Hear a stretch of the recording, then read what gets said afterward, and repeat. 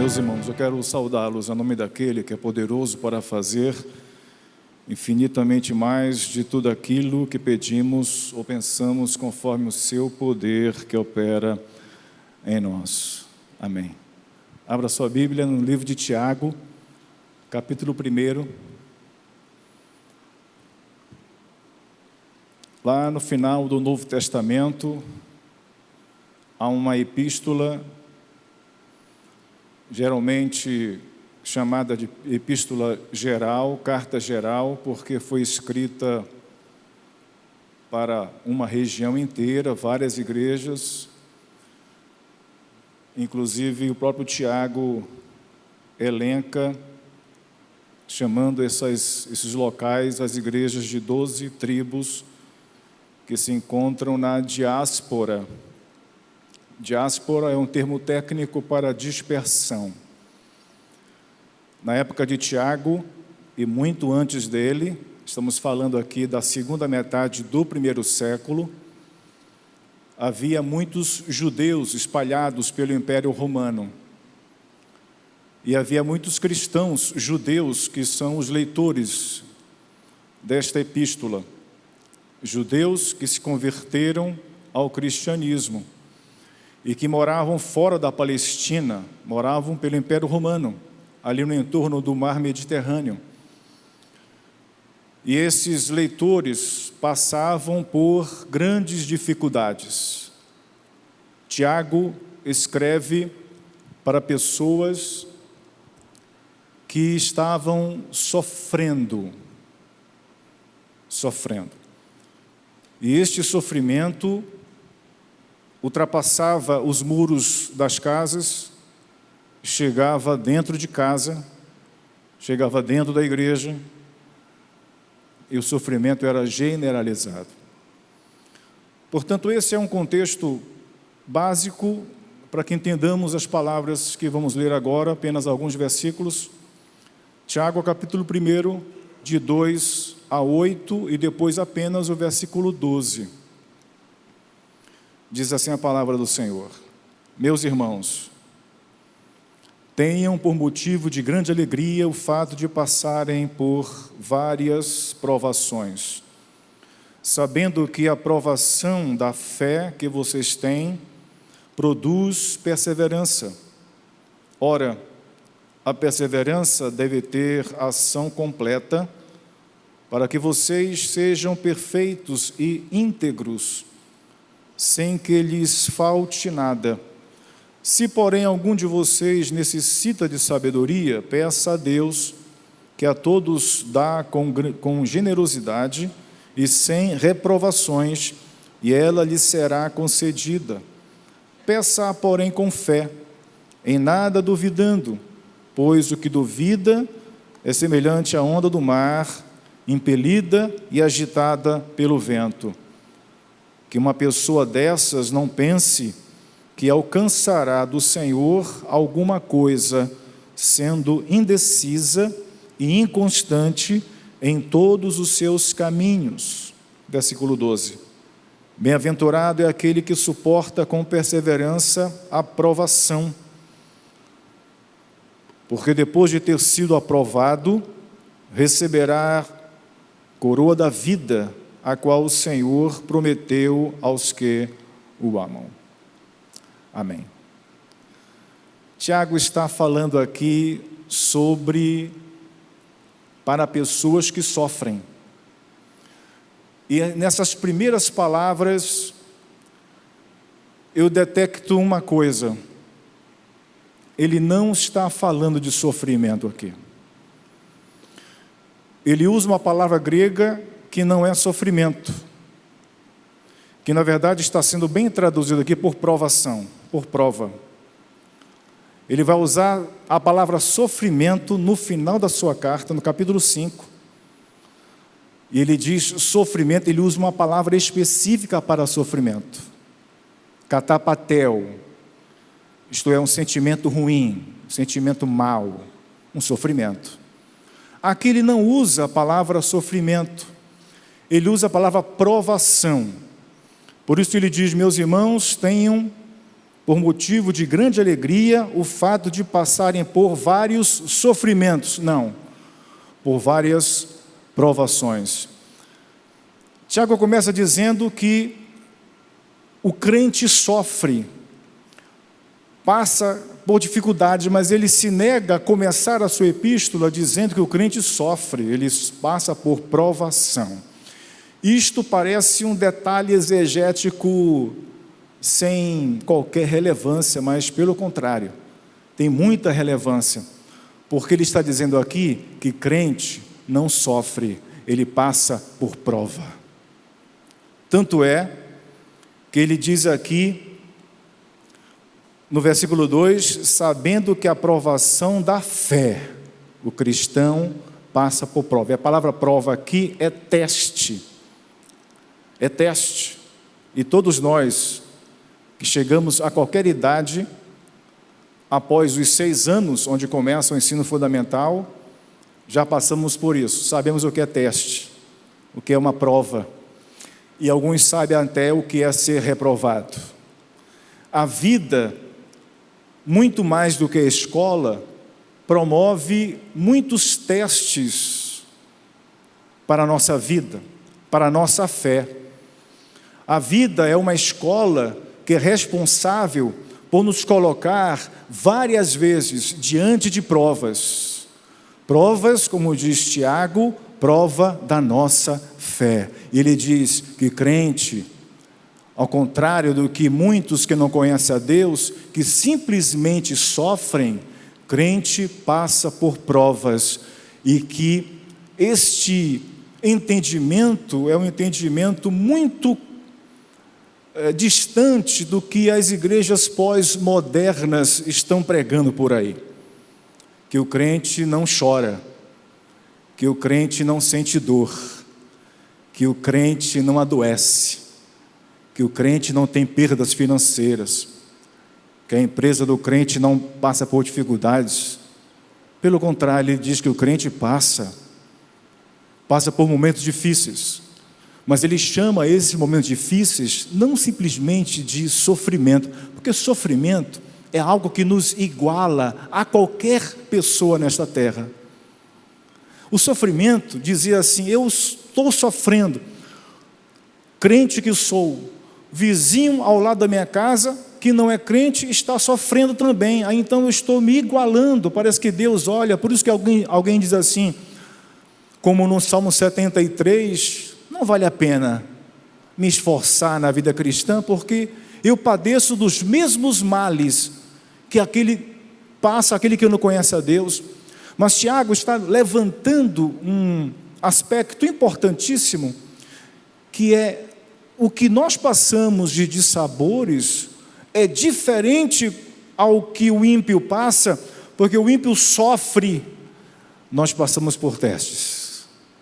Ele diz: meus irmãos, tenham por motivo de grande alegria o passarem por várias provações, isto é, diversas, esse várias de variedades, diversas provações. E uma coisa outra que me chama a atenção é o fato de como nós devemos encarar a prova. Ele começa dizendo que, ao contrário das pregações neopentecostais, o crente passa por momentos difíceis. Ele chama esse momento difícil de prova, de testes da fé, provas da fé. Só que ele diz uma coisa para mim e para você: nós todos passamos por testes, e ao contrário de alguns, muitos sofrem diante de testes. Quem é aluno sabe, que implora para o professor passar um trabalho. Quem é professor sabe disso. O aluno pede quase que de mãos juntas: passa um trabalho, professor. Isso em qualquer nível de ensino. Passa um trabalho, porque prova, o aluno entra num estado assim de sofrimento muito grande. Eu conheço gente que tem absoluto pânico à prova. Quando marca a prova na sexta, ele já está sofrendo de diarreia na segunda. Ele se descontrola todo, porque passar por prova é uma aferição daquilo que você tem dentro de si. A prova é esta: aferir, no âmbito escolar, aferir o conhecimento adquirido pelo aluno e aferir também o ensino do professor, mas ambos são medidos. A prova mede, a prova vai averiguar, a prova vai trazer o diagnóstico. Portanto, é muito complicado, difícil encararmos um teste com naturalidade. Ao contrário disto, Tiago nos exorta, nos orienta a passarmos pelo teste de diversas provações, variados testes, com grande alegria. Ele diz: tenham por motivo de grande alegria. O interessante, um dado linguístico aqui, essa expressão tenham por motivo de grande alegria, no original, sejam conduzidos em alegria, isto é, Tiago apresenta aqui o lado subjetivo da alegria, não objetivo. Irmãos, está me entendendo? Que ele está propondo aqui um aspecto que muitas vezes nós perdemos, o lado subjetivo da alegria, e não o objetivo. O que é uma alegria objetiva? É uma alegria de um presente, é a alegria de alguém que recebe uma boa notícia, é a alegria de alguém que recebe uma informação de uma promoção no trabalho, do aumento do salário, de uma prova de mestrado, do ingresso. É uma grande alegria, é uma alegria objetiva. Mas Tiago propõe aqui, irmãos, que ele está falando de prova, de testes, de momentos difíceis na vida, ele propõe uma nova perspectiva de tratar a alegria do ponto de vista subjetivo, isto é, a alegria pode estar dentro de mim, eu controlo, eu posso não controlar os dissabores da vida, que batem à minha porta, isso não dá para controlar, mas dá para controlar como eu reajo a essas coisas. Não dá para controlar um diagnóstico médico que chega, mas dá para controlar a reação minha em relação a esse diagnóstico médico desfavorável. Não dá para controlar a demissão numa empresa num momento difícil de pandemia como este, mas dá para controlar a maneira como eu reajo a esse momento difícil. Que ele diz aqui: tenham por motivo de grande alegria, isto é, a alegria deve ser subjetiva. Em meio ao teste, você pode escolher ser uma pessoa alegre, isto é, você pode decidir reagir de uma maneira diferente, porque está dentro de você o poder de fazer isso. É subjetivo. Por isso ele pode dizer: tenham alegria na provação, tenham alegria dos momentos difíceis. Se não fosse possível ter alegria em meio aos momentos difíceis, ele não estaria exortando a todos nós a sermos alegres na prova. É possível então ser alegre na prova, porque primeiro está sendo exortado na palavra de Deus, porque a alegria que é comandada por mim, ela independe da notícia ruim que chega, independe. Muitas coisas na Bíblia têm caráter subjetivo, isto é, do sujeito que decide reagir. Por exemplo, o perdão é subjetivo, isto é, eu tenho o poder de perdoar, porque é a orientação bíblica, perdoar. Mas o que nós falamos? Eu, pastor, estou muito magoado, ainda não estou pronto para perdoar. Porque entende que perdão é algo objetivo. Perdão é algo do sentimento. Quando eu sentir menos dor, quando eu sentir condições de perdoar, aí eu vou perdoar você. Isto é, o lado objetivo do perdão. Mas a Bíblia nos orienta a perdoar os nossos inimigos. Imagine você perdoando alguém que te fere. Como a Bíblia pode orientar desta maneira? Porque ela sabe e ela nos exorta, nós que não aceitamos, que o perdão é algo que eu comando, eu perdoo, decido perdoar você. Assim é o amor. Assim é o amor. Muitos maridos e também esposas chegam a um dado momento do casamento que alguém diz: eu não amo mais a minha esposa, eu não amo mais o meu marido, porque entende que amor é sentimento. Se acaba o sentimento, para ele acabou o amor, porque o amor é sentimento, e ele sai de casa atrás de um novo amor.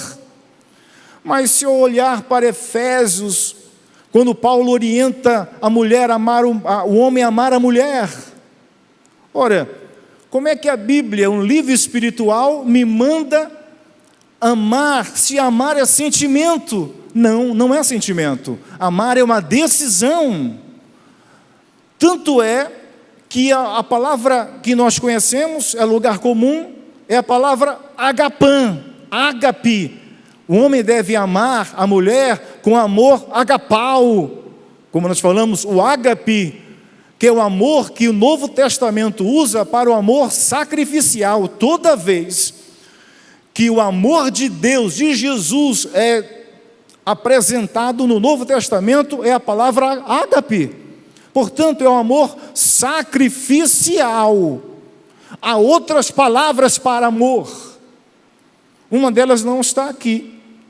Eu vi alguém falando sobre isso já faz algum tempo, que o grego tem algumas palavras de amor, o Novo Testamento tem alguns termos para amor, e um deles é eros, no verbo erastai. Esse amor eros, ele não está aqui no Novo Testamento, não aparece a palavra no Novo Testamento, não existe amor eros no Novo Testamento, não existe. Existe na língua grega, existe na cultura grega, e eu penso até que o autor sagrado não incluiu erastai, que é o verbo eros, é o substantivo, para não caracterizar esse amor simplesmente carnal, simplesmente de pele, simplesmente de contato físico, porque um sentimento, uma relação que se fundamenta no amor simplesmente eros, passam os anos, os cabelos caem e o amor vai embora, porque eu casei com um homem cabeludo e agora ele está careca. Então, aquele sentimento que me levou, aquela cabeleira toda bonita do Beto se foi, então o amor vai embora. Esse amor erastai, ele não está no Novo Testamento, para não relacionar o amor entre casal ao amor da divindade pagã. Há outras palavras para amor, que pode ser traduzido como amor, como filéu, né? Uma forma negativa, que é astorgue, que ocorre uma única vez no Novo Testamento, que é a afeição natural do pai para o filho, para a filha da mãe, um sentimento natural do ser humano, storge, e no Novo Testamento só aparece uma vez no negativo, astorgue. E vamos estar percebendo que muitas categorias que nós reputamos como sentimento, o texto sagrado nos orienta como imperativo, inclusive aqui. Isto no texto grego, tenham por motivo, isto é um imperativo. Irmão, lembra das aulas de português? Do modo da ordem? Então ele está nos ordenando aqui, ele está mandando que nós tenhamos alegria na prova.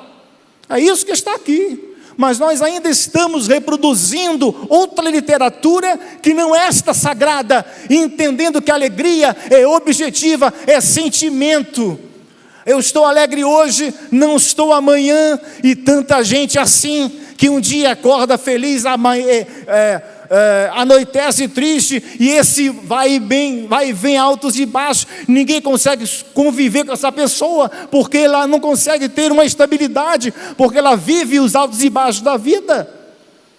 Ao contrário disto, o autor sagrado está mandando você que passa na prova, tenha alegria, passe com alegria, porque o poder está dentro de você. Esta decisão é sua.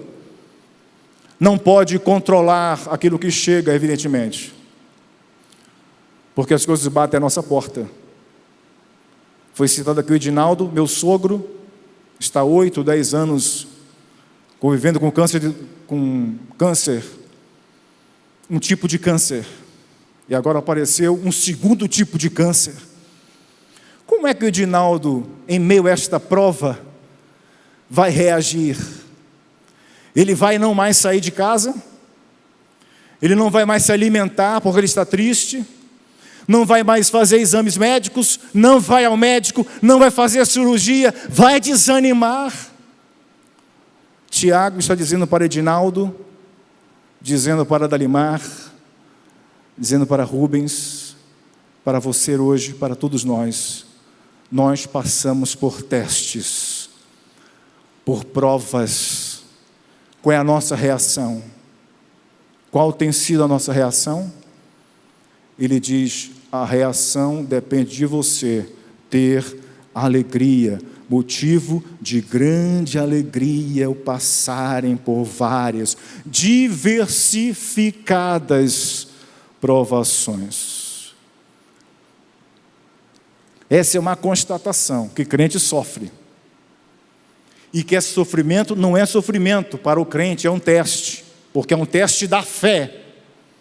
É a prova da fé. Imagine um alpinista, vai descer o paredão, e ele tem uma única corda. Ele tem uma única corda. E ele está no meio do paredão, pendurado em uma única corda, escalando, descendo, subindo aquele paredão de pedra. Imagine a fé sendo esta corda.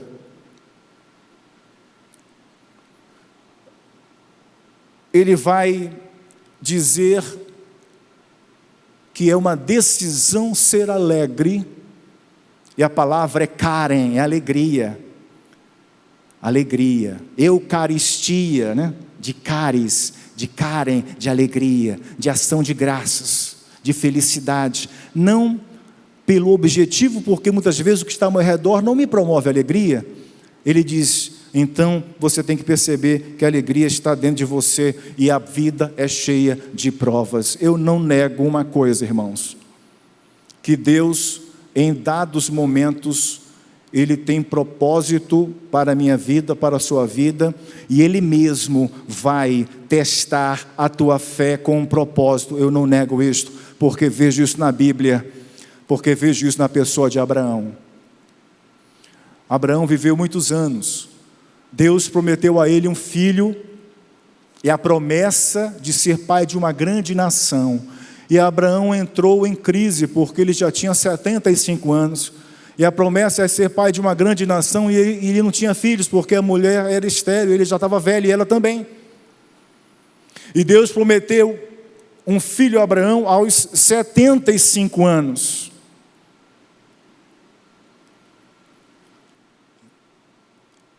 Isaac nasceu quando Abraão tinha 100 anos. Ele aguardou a promessa por 25 anos. Nesse meio tempo, cochilou na fé e nasceu Ismael. Mas 25 anos depois nasceu o filho da promessa. O que Deus fez depois? Que viu a alegria de Abraão, viu a concretização da promessa, que agora de fato ele estava vendo que ele seria pai, porque está aqui o filho, e o filho ia crescer, ia casar-se, ia ter filhos, e a nação iria surgir. Deus pede o filho a Abraão.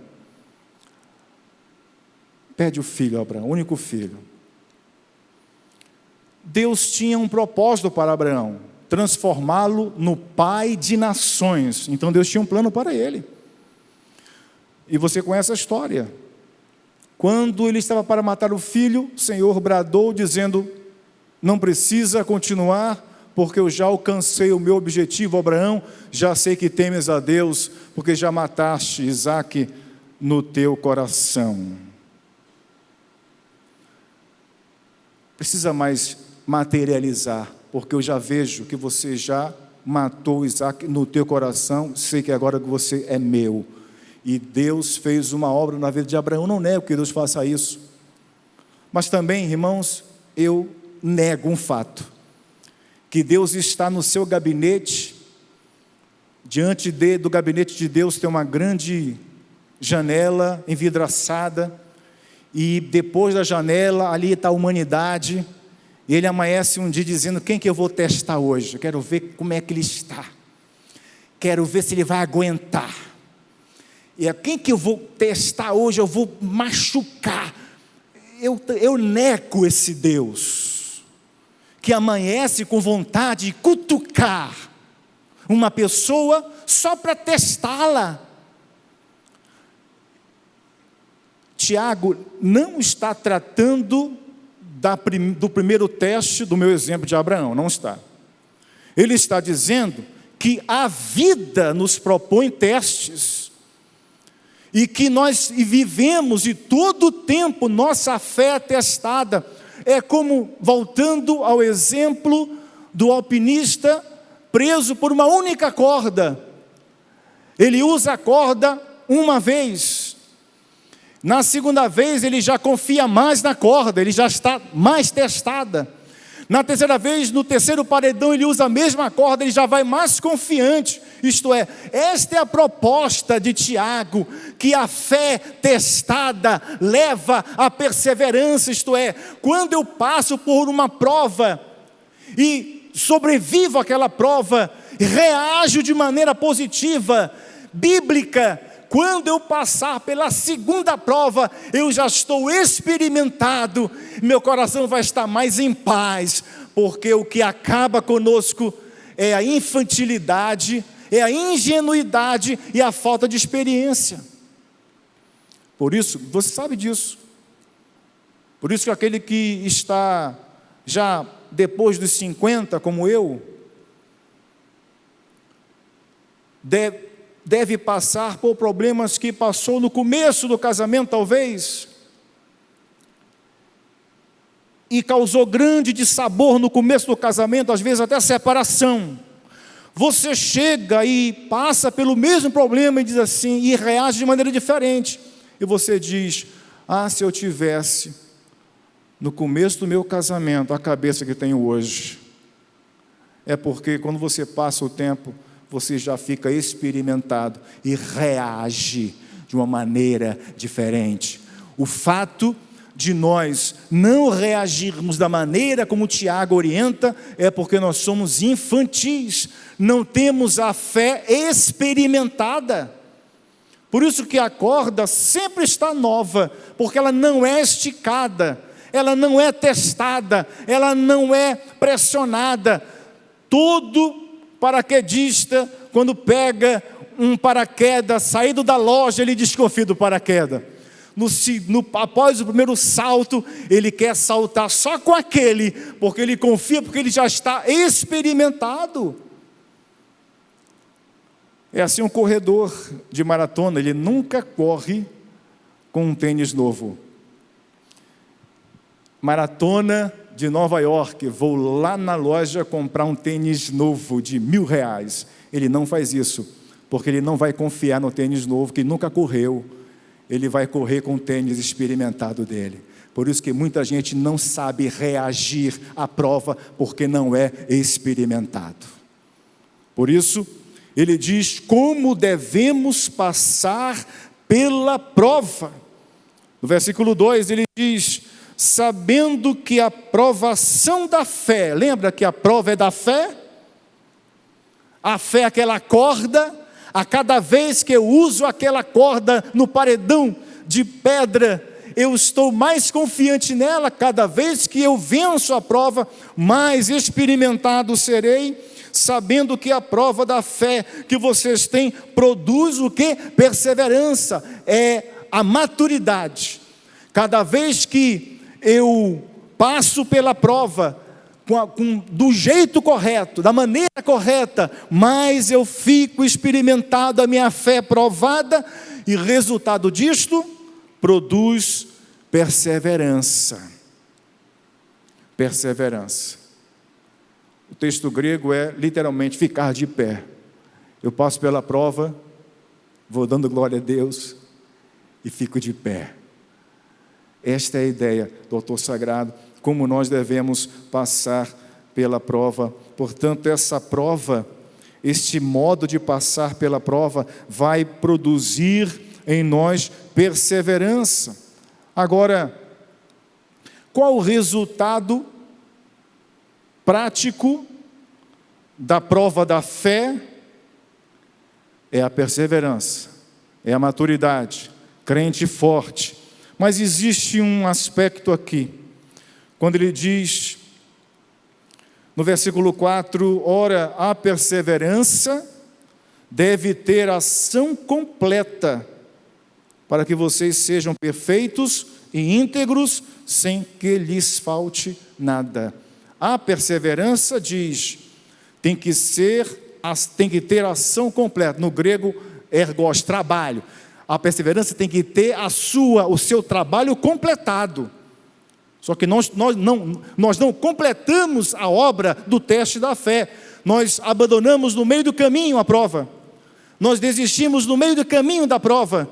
Portanto, nunca chegamos à perseverança, porque sentamos na calçada logo de imediato, desistimos. Ele diz então qual é o objetivo? É perseverar até o fim, para que a perseverança possa nos amadurecer.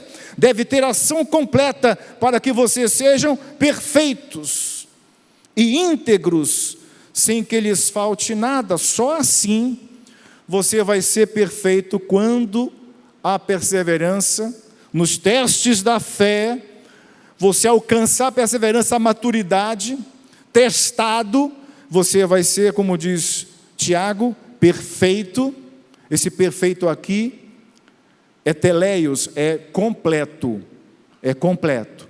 Você vai ser completo, isto é, não vai ser meio crente, meio vencedor, quase foi vencedor, por um pouco venceu a prova. Não, tem que ser totalmente completo.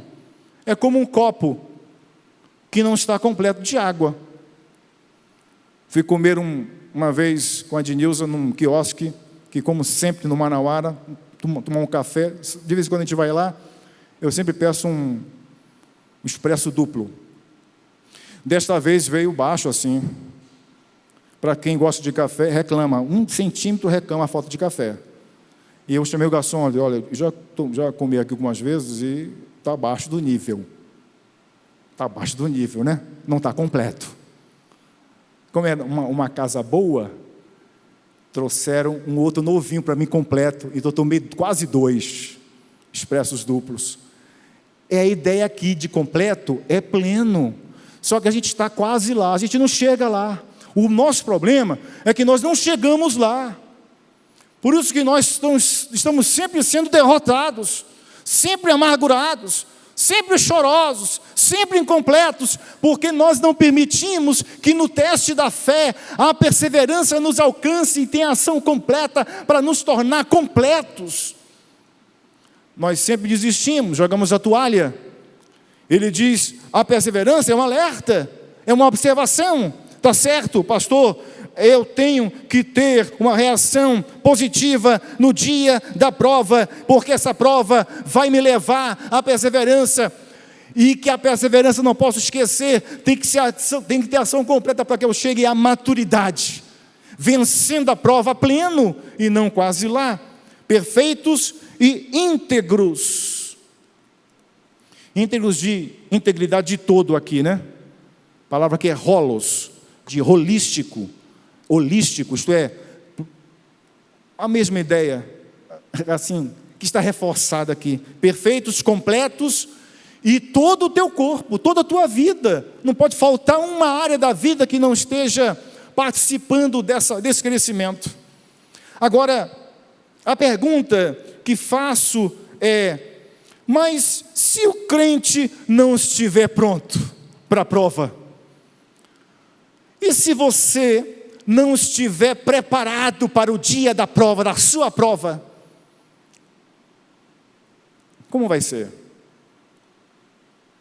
Você até aqui, você não permitiu que a perseverança tenha ação completa, você está incompleto, está sempre amargurado, sempre fracassando, sempre perdendo, não tem vitória, não tem testemunho, não tem alegria, porque você não está completo. Mas chega a prova, e quando chega a prova e o crente não está pronto, Tiago traz a solução para nós no versículo 5, que faz parte dessa ideia aqui. Parece que é um novo assunto, né? Os títulos da Bíblia, esses títulozinhos da Bíblia que separam o texto bíblico, eu só não chamo de demoníaco, porque são coisas que vêm das editoras cristãs, né? Mas elas atrapalham muito o texto, porque a gente pensa que não tem nada a ver com o que vem agora. Mas tem a ver, faz parte. E a primeira palavra que vejo que faz parte é a adversativa, porém. Se porém, isto é, ele vai agora contradizer, vai apresentar uma ideia continuada, embora contrastante do que ele falou anteriormente. Então, a sequência da ideia continua. Se porém algum de vocês necessita de sabedoria, peça a Deus. Qual é a primeira solução para o crente que não está pronto para a prova? Ele vai para a oração. Ele começa a orar. Um dado linguístico aqui. Esse finalzinho do versículo 4, sem que lhes falte nada. Na minha versão, na NA está aqui, na sua deve estar diferente, mas é a mesma coisa. Sem que lhes falte nada é uma palavra grega, toda essa frase aqui. Uma palavra grega, é um verbo. Esse mesmo verbo traduz no versículo 5 pelo verbo necessita. Olha só. Então, o que ele está dizendo aqui? Para que vocês, sem que lhes falte nada, e para aqueles que falta sabedoria, é a ideia. Mesma palavra. Para que vocês sejam completos, íntegros, em nada deficientes, talvez seja a sua versão, em nada deficiente, mas se você, versículo 5, está deficiente de sabedoria, é para crente que não está pronto aqui. Então como é que faz o crente que não está pronto? Ele começa a orar, e ele vai pedir o que de Deus? Segundo Tiago aqui, Senhor, me livra dessa prova, é o que está escrito aqui.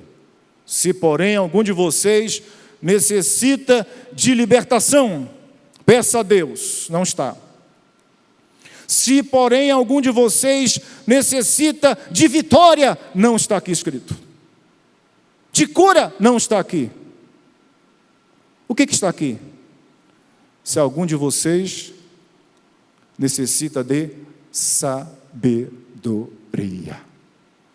É o que falta para nós, irmãos. No dia da prova, sabedoria. Muita gente que está passando pela prova, mas passa atabalhoadamente, passa de maneira confusa, passa brigando, dividindo a família, brigando com o cônjuge, amargurando a vida dos filhos, dando problema na igreja. Ninguém suporta essa pessoa porque ele não tem sabedoria para passar a prova. Que dera que fôssemos como Salomão, no comecinho do seu ministério como rei, que era o ministério, e Deus chegasse para você como chegou para ele: peça o que você quiser de mim. Ele poderia pedir como mesmo Deus reconhece, poderia pedir a cabeça dos inimigos, acabaria com a oposição, viveria em paz, resolveria, até nascer um outro inimigo. Ele poderia pedir riquezas, mas a riqueza numa invasão inimiga acaba tudo, fica pobre, também não resolve. O que Salomão pediu? Sabedoria. E através da sabedoria, ele obteve tudo isso que ele não pediu a Deus. O que nos falta, irmãos, na hora da prova, é sabedoria para administrar o momento difícil que é uma prova na vida. Se, porém, algum de vocês necessita, porque o propósito de Deus é que não lhes falte nada, mas se faltar sabedoria, é o que não pode faltar em vocês, sabedoria. Se, porém, algum de vocês necessita de sabedoria, peça a Deus. Portanto, se o crente não está pronto, o que ele tem que pedir é uma mulher nova, um marido novo, uma nova igreja, uma família diferente, mudar de cidade, mudar de país. O que ele precisa pedir? Ele pede sabedoria a Deus, que, diz Tiago, que a todos dá com generosidade e sem reprovações, e ela lhe será concedida. Mas ele faz um alerta aqui, como deve ser a oração. Verso 6, peça-a, porém, com fé, em nada duvidando. Para Tiago, a sabedoria é tão importante, é primordial no dia da prova, que tem que ter fé para pedir. Algo tão importante e imprescindível, ele diz, falta tanto sabedoria, que tem que pedir realmente querendo e com fé. Peça com fé, em nada duvidando. E ele utiliza aqui uma figura de alguém que duvida.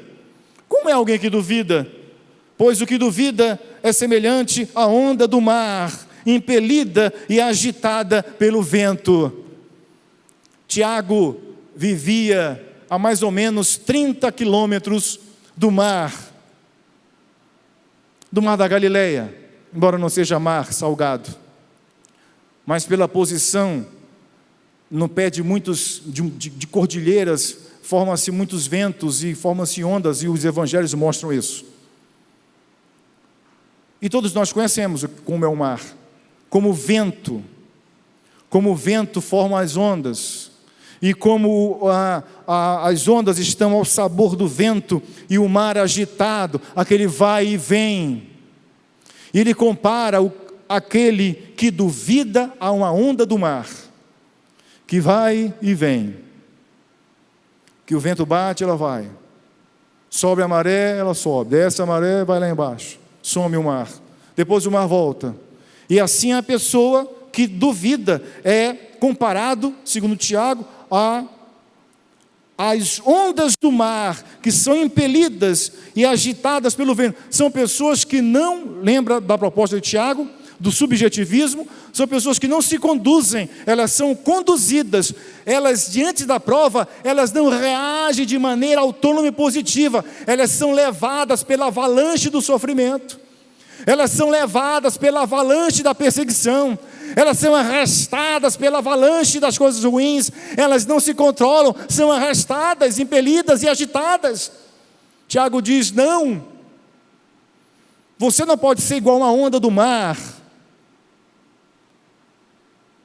pois aquele que duvida é semelhante à onda do mar, impelida e agitada pelo vento. Ele faz um alerta para nós aqui no verso 7, que uma pessoa dessas não pense que alcançará do Senhor alguma coisa, isto é, a pessoa sem fé, ela não adquire sabedoria e nada mais, porque a nossa relação com Deus é através da fé. Por isso que ele diz, peça, porém, com fé. Literalmente, aqui, peça, porém, em fé. É o que Tiago está dizendo. Para mim faz muita diferença. Pedir com fé e pedir em fé. Pedir com fé, parece que a fé é um produto, que eu lanço mão quando eu preciso. A fé é um produto quando chega a prova. Eu não preciso de fé em outros momentos. A fé é uma mercadoria. A fé é uma coisa que eu lanço mão, tipo uma prateleira espiritual. Hoje eu quero isso, eu tomo uma fé, eu pego aquilo outro, A proposta, irmãos, do texto bíblico é pedir em fé, isto é, em fé é o ambiente que deve viver o cristão. O cristão não está fora da fé e lança a mão da fé quando ele precisa, ele já está dentro dela. A fé é o ambiente que nós vivemos e sobrevivemos e nos movemos em meio à fé. Deve ser a atmosfera do crente, diferente. A fé é a atmosfera em que o crente deve viver, e não fora da fé e lançar a mão quando chega a prova, nem o braço ele consegue mais esticar para pegar a fé. Não consegue, porque quem está na prova não consegue nem falar, não consegue reagir, às vezes sem sabedoria, reage de maneira negativa. Portanto, Tiago diz que a nossa vida de oração, nossa vida cristã, devemos exercê-la em um ambiente. Qual é o ambiente espiritual do cristão? É a fé. É como se fosse um grande mar, e nós estivéssemos mergulhados e navegando desse grande mar. É o nosso habitat natural, é a fé. É diferente do que lançar mão, do que as igrejas pós-modernas fazem.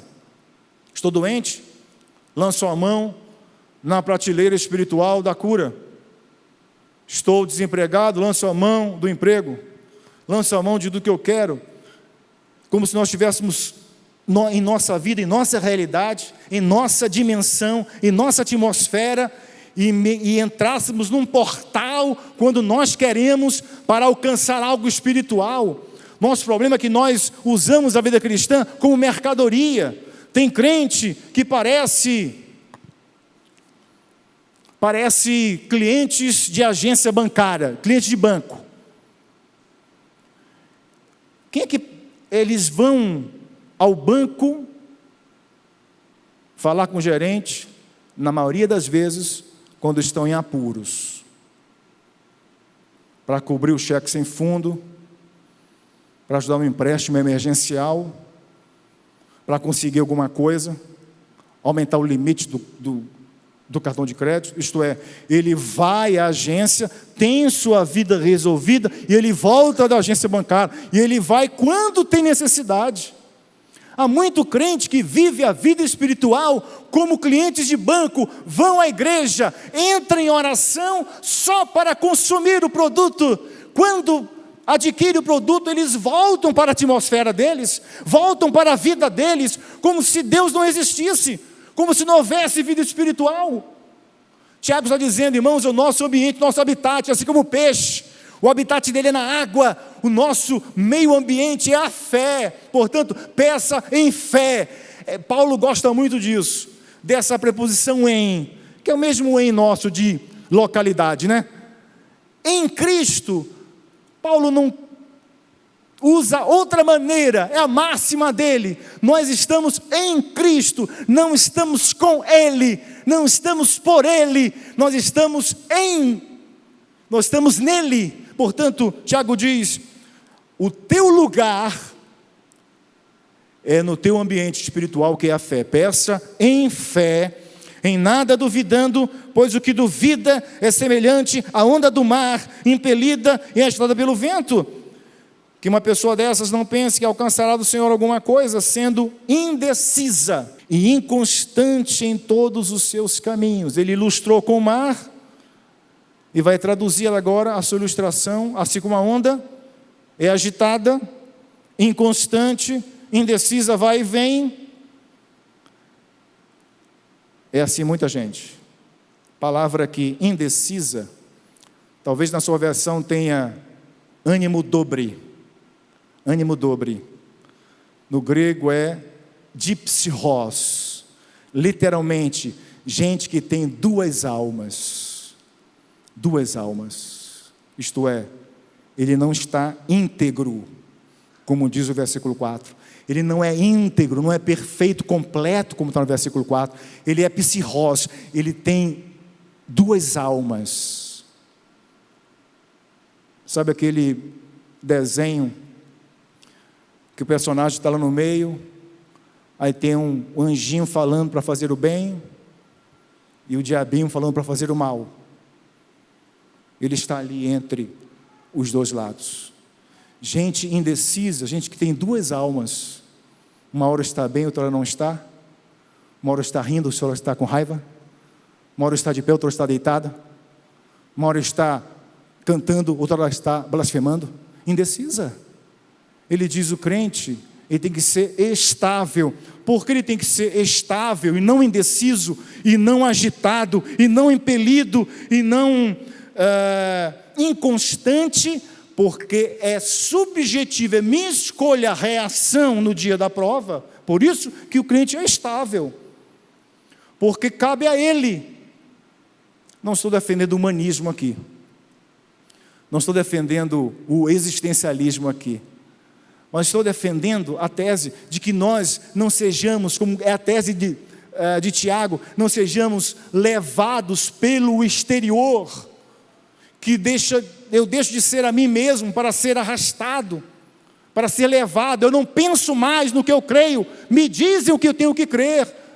Muitos jovens e adultos também deixam de crer nas doutrinas bíblicas para crer em teorias que aprendem na universidade, porque colocam na cabeça dele. Ele não tem autonomia para dizer: não é assim não. Eu tenho liberdade, estabilidade para dizer o que eu creio, entendo, aceito ou não. Tiago está dizendo exatamente isso, irmãos.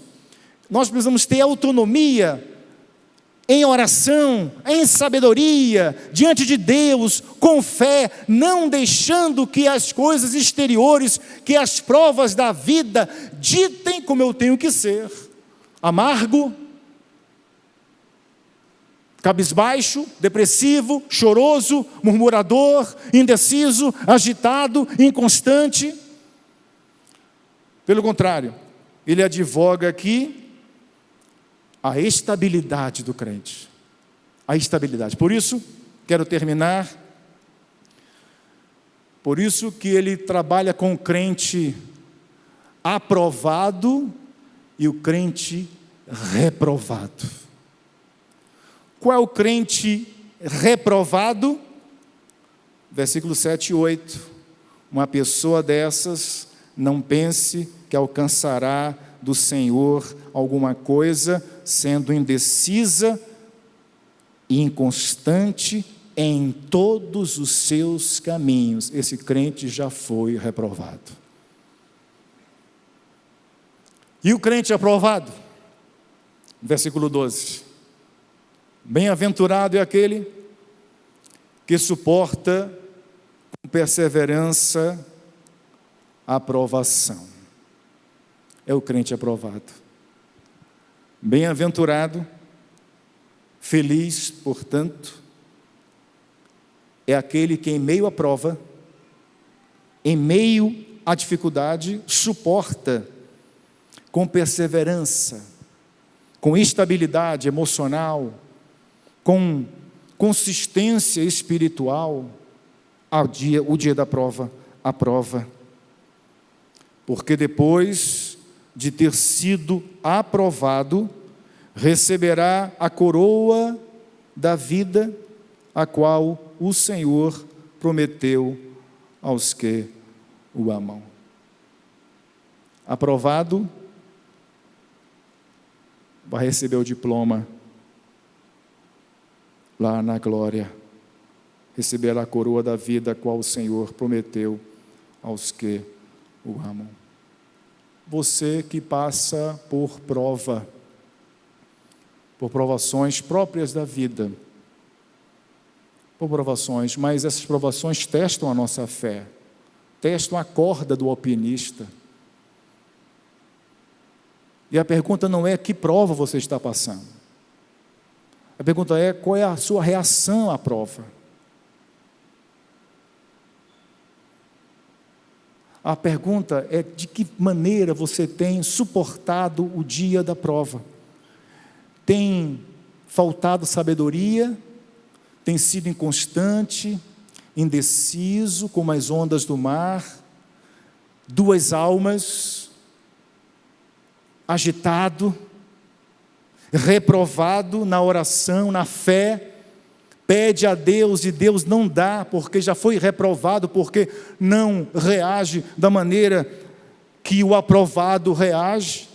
E você tem padecido tanto que você se enquadra esta pessoa do versículo 7, uma pessoa dessas não pense que alcançará do Senhor alguma coisa, não tem conseguido nada de Deus, porque tem sido reprovado, porque tem sido levado ao sabor do vento da vida, agitado como ondas do mar.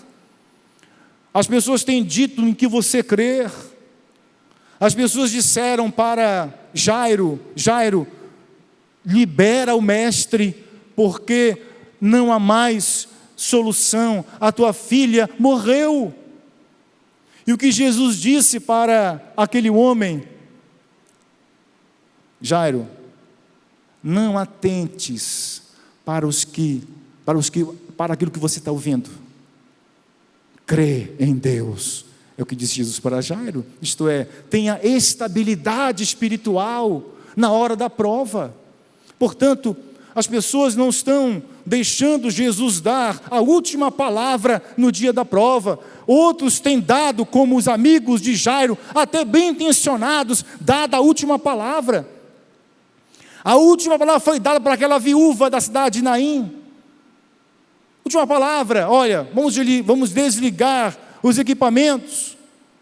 Eu já preparei o enterro, já contratei a funerária, já paguei as custas do cemitério, mas a última palavra vem de Jesus, assim como Ele mostrou para aquela mulher, levantando o seu filho do caixão.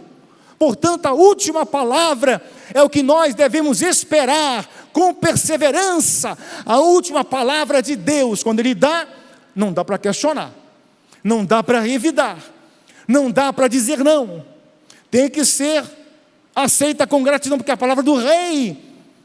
É o que ele diz aqui: irmãos, nós devemos passar pela prova de maneira estável, deixando de ser agitados, incrédulos, e pedindo de Deus sabedoria. Não pedindo de Deus simplesmente, eu não nego que temos que pedir de Deus o livramento, a cura. Quantas vezes eu e Diniz oramos pelo Rubens, quando soubemos do seu estado de saúde, sofremos tanto, e na hora da humanidade vem tanta gente ruim, e o Rubens é uma pessoa tão bacana, meu irmão.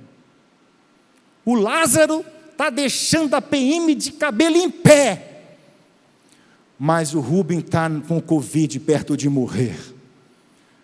A humanidade grita nessa hora.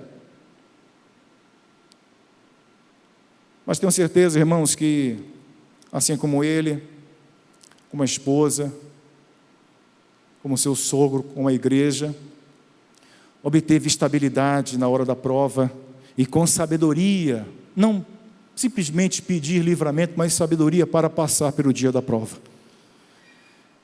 Que você seja aprovado e não reprovado nas provas que a vida coloca diante de você, porque você será bem feliz. Feliz é aquele que suporta com perseverança a provação, porque depois de ter sido aprovado, passando a prova do jeito que Tiago está orientando, tenha certeza que você vai passar por ela e será aprovado. Porque depois de ter sido aprovado, quando acabarem as provas dessa terra, dessa vida, você vai para a diplomação, vai receber a coroa da vida, a qual o Senhor prometeu aos que o amam. Amém. Vamos orar. Baixe sua cabeça, nós vamos orar ao Senhor.